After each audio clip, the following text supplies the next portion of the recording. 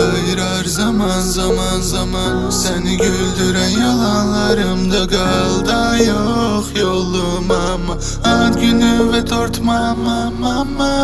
Bizi ayırar zaman zaman zaman. Seni güldüren yalanlarımda kal da yok yolum ama ad günü ve dört mama.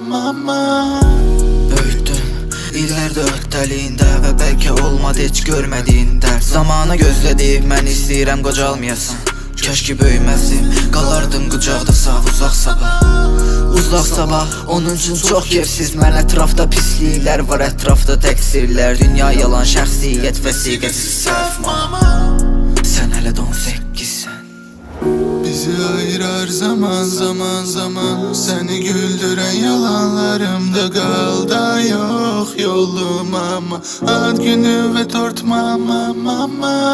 Bizi ayırar zaman zaman zaman. Seni güldüren yalanlarımda kal da yok yolum ama ad günü ve dört mama. İstəmədim səhv edən də sən biləsən. Gözlərin cənnətdir, mama orada var bir əsər. Day bilə səbəb olmayacaqsan mən tərəfdən. Dünyada möcüzələr, əmin ol çox var birisən. Bu şəhər çox boşdur, insanlar falan filan. Yalan falan olan gəzsən belə diyar diyar. Gəzsən belə inan bir an içim viran qalar.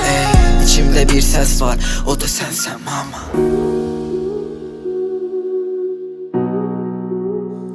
O da sensin.